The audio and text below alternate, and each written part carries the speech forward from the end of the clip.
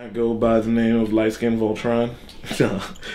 Name is 00, one half of the Kidz in the Hall crew.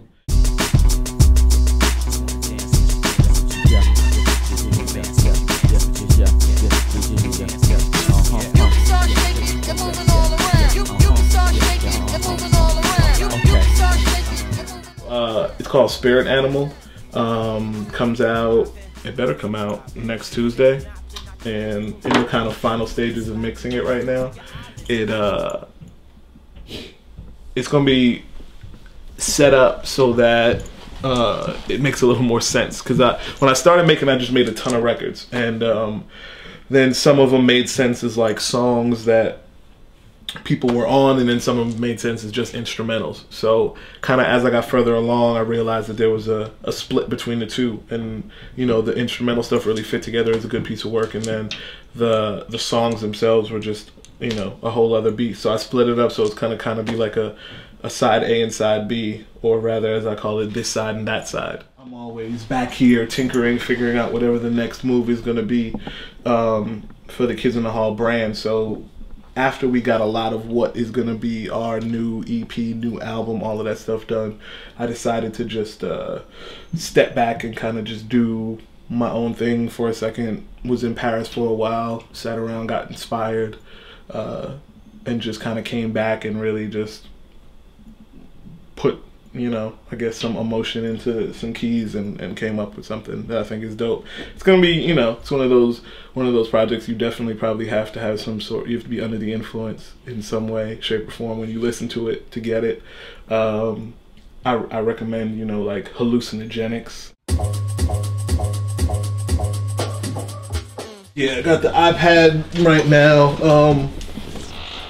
I got it for free, don't worry about how. And essentially, like, for me, this, I really got it for the programs. So this is the AC7 program that basically allows me to get more hands-on with like Pro Tools, but then I can go through a bunch of modes and set it up for whatever. So it's Cubase, Ableton Live, Reason, you know, everything. And just really help control all this madness. When Knowledge and I approach a show, it's never really just about two turntables and a mic anymore, because it's boring. Sorry, it is. and so we try to really put a certain amount of energy into it. And so me kind of exploring and looking for other options, really kind of came across Ableton Live. And then when I came across Ableton Live, I started seeing what people were doing and stuff with it. So this was like one of the first controllers that I built for it, for our live show, which, you know, allowed me to have stop starts, effects, filters, songs, cue samples up, kind of all of that stuff. Rocked through this for a while, and then it ended up shifting over to the when the lovely people at M Audio gave me a trigger finger. If you see this, like, if I'm sitting here trying to cue stuff up, I wouldn't have the right amount of space. So this allowed me to really just not mess up. The one thing you don't want to do is hit the wrong key and then all right.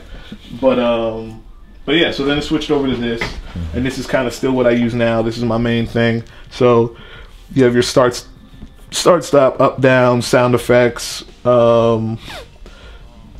samples for like driving down the block and stuff like this. What else? A bunch of like effects on and offs up here, auto tune on and off, distortion, echo the drums, kind of do all of that. So this will sit where my computer is, or I have it sit on a mic stand, and I can just control this without ever really having to look at the computer all the time. I'll sometimes check just to make sure that it's on the right song, but other than that, I'm good. And you know, then I can do my fade outs, echo songs in, volume control, kind of all of that stuff, just all the quick stuff I can get right here. But that's going to change to this once we do our next show, because now it's all about this fun thing right here, Touch OSC. So it allows me to essentially do all of the same things I want to do, but on the iPad. Switch through, bring up the drum pads, still set all the same stuff up, have keys set up, all my volume controls, kind of all of those things. So the this is probably going to be, I'm probably still going to end up using both because you can't beat on the iPad, but you can beat on that thing. What is new with Kidz in the Hall has kind of, it's shifted a lot from the original, I guess, idea, which originally my whole thing was knowledge sounds great on samples, so I'm always going to sample. And once that kind of just didn't die as much as it was just like, it became boring. And so we started expanding. So a lot of times I literally just sit here and I'll just, you know, start just playing something and, you know, kind of build everything out of melodies and then try to go back and make it sound like something that could have been sampled. So still using a lot of drum breaks, still using a lot of vocal stabs and just weird stuff to kind of still give it a certain texture. I run a lot of stuff through distortion, or, you know, like tape simulators and things like that, because I want to really get kind of a gritty sound still out of all of this stuff. And then I try to stick to instruments that are just the regular natural instruments, like finding really good ones, but then even just making my own. The great thing about like the Thor is that you can really make, you know, you can just make your own crazy synths. So I've been doing that a lot more now, which is a lot more synth design.